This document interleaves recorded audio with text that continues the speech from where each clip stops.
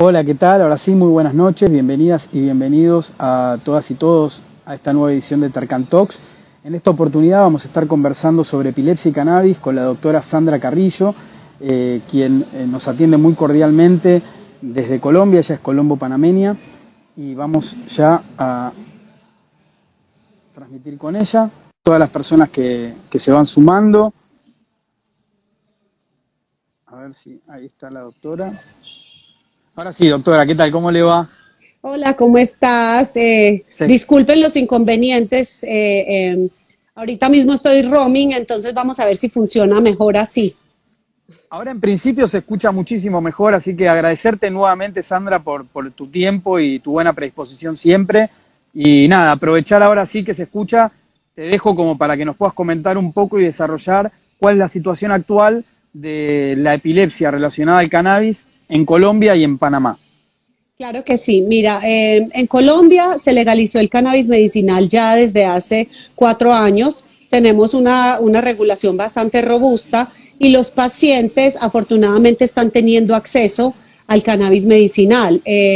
Yo tengo clínicas de cannabis medicinal en diferentes ciudades de Colombia y lo que he visto es que nuestros médicos, nuestras clínicas se llaman Medican IPS, tenemos en diferentes ciudades y nuestros médicos tienen la opción de prescribir y de recetar el cannabis medicinal para pacientes con epilepsias refractarias. Hemos visto inclusive que algunas EPS y en algunos casos el sistema de salud le está dando cobertura a estos pacientes. No el 100% de los casos, pero por lo menos es algo que está sucediendo y lo veo muy positivo.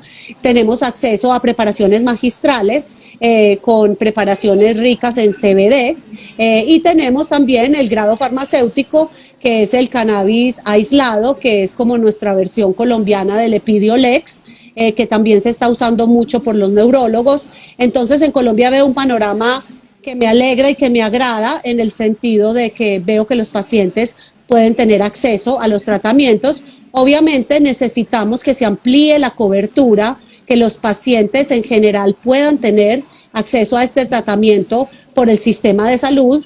La mayoría tienen que pagar por su tratamiento, pero pienso que a medida y en la marcha que vaya evolucionando todo el tema del cannabis medicinal a nivel mundial, se irá ampliando la cobertura en salud para los pacientes, pero en Colombia es algo muy positivo. Yo soy presidenta de la Asociación Médica Colombiana de Cannabis Medicinal y con los médicos y especialistas que son miembros de la asociación estamos tratando de colaborar para que los pacientes puedan tener acceso seguro a estos tratamientos y también de intervenir para que los médicos y el personal del área de la salud puedan tener acceso a evidencia científica que los haga sentir más seguros en la prescripción del cannabis medicinal. Tenemos también, yo hice una alianza con una universidad de Colombia, una universidad muy prestigiosa, y creamos una diplomatura. Entonces ahora los médicos se pueden certificar con un diplomado que es validado por una universidad y pueden tener entonces mucha más tranquilidad de cómo recetar el cannabis medicinal porque han tenido un entrenamiento previo. En esta diplomatura tenemos profesores de Israel, los doctores top de Israel, que tú sabes que tienen tanta experiencia en la prescripción del cannabis medicinal. Tenemos también profesores de Estados Unidos. Yo soy profesora también de esta diplomatura y tenemos otros doctores de Colombia dando los módulos. Entonces, en estos temas, inclusive en cuanto a educación, también está avanzando bastante Colombia. En el tema de Panamá, en Panamá llevamos 3 años luchando para que se legalice el cannabis medicinal. Existe el proyecto de ley 153 que ha estado en la Asamblea Legislativa, se ha sometido a varios debates, ya pasamos el primer debate, estamos en espera del segundo debate, que tengo la esperanza y la ilusión de que debe suceder en este próximo mes que viene, porque me parece que la legalización del cannabis medicinal es imperativa y que Panamá no puede quedarse atrás en materias de salud. Tenemos muchísimos pacientes, como les decía, yo soy voluntaria de la Fundación Luces en Panamá, ayudamos niños con epilepsia y vemos cómo en Panamá muchas madres que saben que el cannabis funciona para sus hijos, tienen que irse a otro país a buscarlo porque definitivamente en Panamá no existe, no hay accesibilidad, no hay regulación y es ilegal. Entonces yo siempre hago un llamado muy grande a la Asamblea Legislativa. Sé que han estado haciendo esfuerzos muy grandes y con el tema de la pandemia tuvieron que poner en hold el tema de la legalización del cannabis medicinal, pero pienso que ya no podemos esperar más, pienso que hay que reactivarlo porque existe la necesidad, los pacientes están sufriendo, uno no puede decirle a una madre que tiene su hijo convulsionando 300 veces al día, que espere hasta el año entrante, que es que por temas de COVID no se ha podido hacer nada. No me parece justo. Yo entiendo que estamos en una emergencia sanitaria y que los legisladores y los senadores y la asamblea y el gobierno tienen unas prioridades pues muy grandes, pero estamos hablando de la salud también de los pacientes de Panamá, de los niños específicamente. Entonces yo me siento optimista de que pronto vamos a tener la ley en Panamá. Ya como te decía, hemos recorrido un camino muy largo, hemos estado en la Asamblea Legislativa muchísimas veces haciendo advocacy para la legalización del cannabis medicinal, inclusive con madres específicamente que sus hijos tienen epilepsia refractaria, y esto ha sido un motor muy grande para inspirar a la asamblea, a los legisladores, al gobierno, ver cómo estas madres sufren y cuál es la urgencia que tenemos actualmente de tener el acceso al cannabis medicinal para estos pacientes. Entonces tenemos estos dos escenarios que yo espero que en la próxima conversación que tengamos con Tercan les pueda decir si lo logramos, ya tenemos ley en Panamá, ya tenemos acceso, y me siento muy optimista y seguiré luchando para que eso suceda, para que los pacientes en Panamá puedan tener acceso seguro al cannabis medicinal. Doctora, es muy interesante el contraste, ¿no?, de los dos escenarios en los cuales está trabajando, porque en Colombia es un acceso, digamos, bastante sencillo, entre comillas, y en Panamá es casi contrabando lo que uno tiene que hacer si quiere poder conseguirlo. Entonces es como demasiado, el contraste es muy, muy grande. Y usted, que trata mucho con niños con epilepsia, ¿qué es lo que nota en lo cual el cannabis tiene un rol fundamental? ¿Qué es lo más importante para esos niños epilépticos? ¿Qué hace el cannabis que por ahí no veía en otras medicinas? Sí, mira, de hecho ha sido consensuado con muchos neurólogos y neuropediatras. El cannabis, y lo dicen los estudios, se han hecho estudios en el New England Journal of Medicine y publicaciones a nivel mundial, con estudios doble ciego randomizado, que son el gold estándar de la investigación, que muestran cómo en los pacientes que tienen epilepsias refractarias, específicamente, como les decía, Lennox-Gastaut, síndrome de Dravet, y ahora últimamente se aprobó el uso para la esclerosis tuberosa, la epilepsia refractaria en esclerosis tuberosa, se ve cómo se reduce hasta en un 50% las crisis convulsivas. Las convulsiones en estos pacientes se reducen hasta en un 50%, y algo muy importante que se nota en los pacientes es la mejoría en la calidad de vida.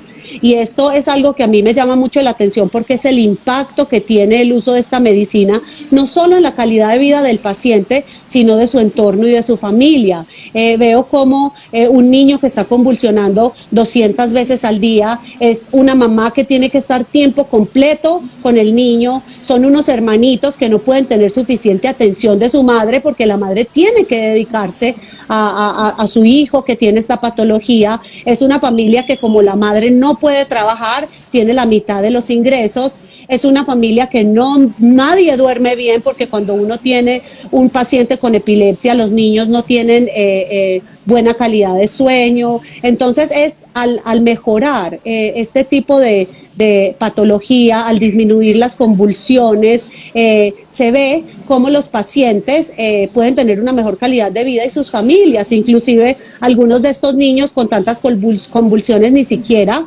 podían ir a la escuela. Ahora, con la reducción de las convulsiones, pueden empezar a ir a sus escuelitas especiales, o pueden tener otro tipo de de orientación diferente, se cambia la dinámica en la familia y la calidad de vida aumenta grandemente. Por eso yo veo y siempre hago tanto advocacy para que los pacientes puedan tener acceso a esta medicina. Doctora, y una consulta. Cuando usted ve que algunos colegas suyos en diferentes lugares de América y del mundo le niegan la oportunidad a una persona que padece de esta patología o a algún familiar de una persona que la padece, le niega el acceso, le dice no, eso no funciona. ¿Por qué cree que es? ¿Es por desinformación? ¿Es por un tema de algún tipo de interés?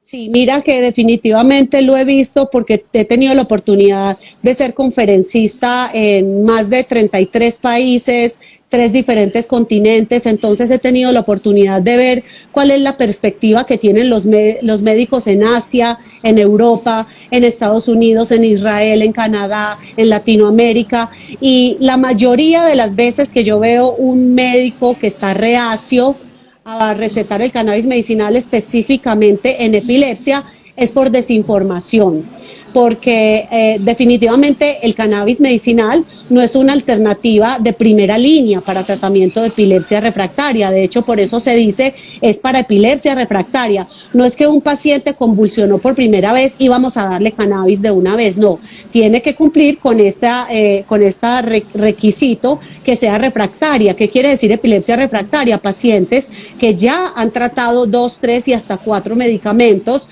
y nada les sirve. Entonces, en este punto, un neurólogo, un neuropediatra, que la mayoría de ellos son científicos y muy apegados a la evidencia científica, ya han tenido la oportunidad de leer, como te decía, que hay publicaciones serias en los journals de medicina que dicen que inclusive tenemos un medicamento aprobado ya por la FDA para el tratamiento de la epilepsia, como el Epidiolex. Entonces, cuando en patologías específicas como la epilepsia refractaria yo veo médicos que están reacios a su uso, es netamente desinformación.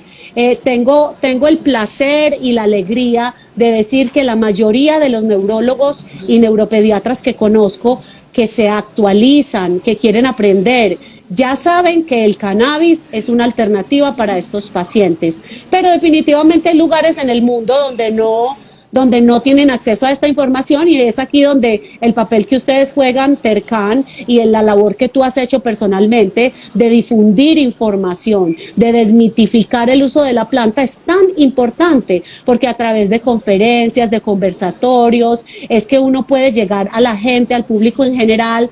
Yo tengo mucho la experiencia de poder llegar a los médicos y hablarles con evidencia científica, explicarles acerca del sistema endocannabinoide, y me he dado cuenta que a través de la educación los médicos se dan cuenta que tenemos un sistema endocannabinoide, eso es indiscutible, y que el cannabis medicinal es una alternativa que existe y que se utiliza desde hace miles de años inclusive antes de Cristo. Hay reportes en la literatura que se utilizaban para tratamiento de epilepsia.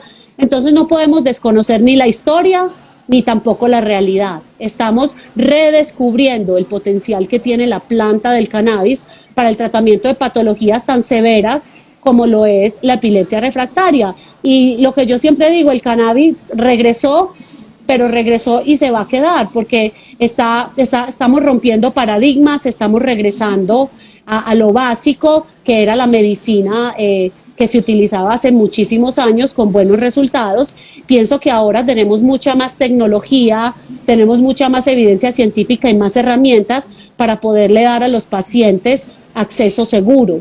Yo siempre le digo a los pacientes, el cannabis no es para ir a comprarlo en la tienda de la esquina, ni en la plaza, ni over the counter. El cannabis debe ser recetado por un médico, y específicamente si estamos hablando de epilepsias refractarias, que son niños, que son pacientes delicados, que tienen patologías, que están tomando otros medicamentos, siempre deben consultar con un médico, no se automediquen. Hay oportunidades en que las madres se desesperan y les dicen que es que el vecino está vendiendo una preparación que hizo o que lo están vendiendo en una plaza.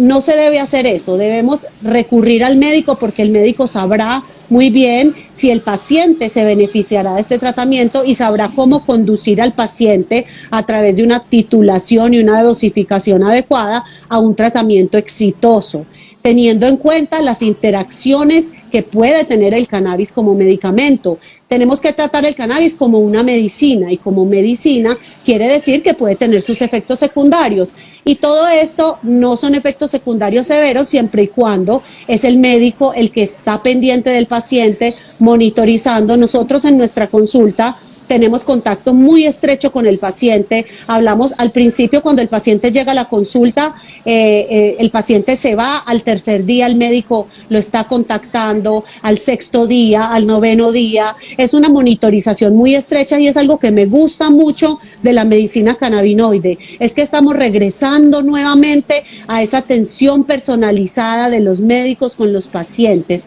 Yo eso lo disfruto mucho porque por muchísimo tiempo estábamos en consultas automatizadas, que era llegar, sabíamos que teníamos 18 minutos para ver un paciente y había que hacer rápido la prescripción y ya el paciente tenía que salir. Con el cannabis medicinal hay un contacto muy lindo con el paciente y un seguimiento, y existe esa confianza del paciente que le comunica al médico sus inquietudes, sus dudas, su felicidad de la mejoría o su preocupación porque quiere o espera diferentes resultados. Entonces, pienso que tenemos un camino largo por andar, pero pienso que hemos recorrido algo muy importante y que los pacientes tienen que saber que deben consultar al médico, que el médico es su amigo, y que lo que tratamos es ayudar al paciente y llevarlo de la mano para que el proceso de la dosificación con el cannabis medicinal logre un tratamiento exitoso. Doctora, y es como que también lo que usted decía de volver medio a como era antes en la relación paciente y profesional, también se da porque ahora el profesional en este aspecto aprende mucho del paciente. En lo que es relacionado al cannabis, porque cada paciente es un paradigma diferente y el aprendizaje se nota al profesional que le interesa de verdad esta nueva terapia, se tiene que involucrar con el paciente, porque en cada paciente va a encontrar un universo distinto y un aprendizaje distinto que le va a sumar mucha experiencia y riqueza. Así es, y de hecho yo inclusive me enamoré del cannabis medicinal desde hace ya varios años, y me sucedió, fue por una paciente que llegó y me contó la historia de su hija, que tenía epilepsia refractaria, 200, 300 convulsiones al día, y me contó, me dice: doctora, mi hija tenía esta patología, la había llevado a todos los neuropediatras, estaba con 3 y 4 medicamentos, nada funcionaba. Yo me fijé y vi casos de diferentes madres en diferentes países y tuve la oportunidad de viajar a Estados Unidos y compré esta medicina y mi hija mejoraba impresionante. Entonces yo como médico vi ese testimonio que me tocó el corazón, pero como científico tuve esa necesidad de ir más allá y dije: es muy lindo el testimonio, pero yo necesito saber si esto es real. Y por eso, gracias a Dios, he tenido la oportunidad de entrenarme en diferentes países. Me entrené en Canadá, me entrené en Estados Unidos. Entonces, a través de la evidencia científica, del estudio y de tantos años, no solamente de ver lo que hacía el cannabis en los pacientes, sino de estudiar los mecanismos por los cuales funcionaba el sistema endocannabinoide, me di cuenta que esto es un tratamiento a lo que los pacientes deben tener acceso y que es una alternativa terapéutica que todos los médicos deberían tener en su maletín de herramientas. Yo siempre le digo a los médicos: no importa si no lo quieren utilizar, ustedes como médicos tienen la obligación de saber que existe, para qué sirve y para qué no sirve, porque lo que tú decías, hoy día es un fenómeno muy impresionante lo que pasa, y es que el paciente le llega a uno al consultorio pidiéndole el cannabis medicinal. Es raro el caso en el que uno como médico le dice al paciente: ay, yo quiero que tú tomes cannabis medicinal. No, yo te podría decir que el 80-90% de mi consulta el paciente viene porque es él el que quiere el tratamiento con cannabis medicinal, y bueno, uno como médico tiene la responsabilidad de evaluar al paciente y hacerle una evaluación completa para poder decirle si te beneficias. O yo he tenido casos en los que le tengo que decir al paciente: no me parece que es un tratamiento que funciona para ti, porque definitivamente no funciona para todo, no es la panacea, no es una cura para todas las enfermedades, no, es una alternativa maravillosa, pero que tiene indicaciones y tiene también contraindicaciones. Como te decía, tenemos que tratarlo como medicina, como lo que es, pero sí podemos ver, y como te decía, que tiene muchísimos menos efectos secundarios de lo que tiene la cantidad de medicamentos que día a día todos tomamos. Entonces, por eso yo pienso que tenemos que volver a lo básico, volver a lo natural. La naturaleza nos da esta medicina, pero aunque no la dé la naturaleza, tenemos que utilizarla bajo la prescripción de un médico, porque todo en exceso y todo mal titulado y todo mal usado puede causar efectos secundarios.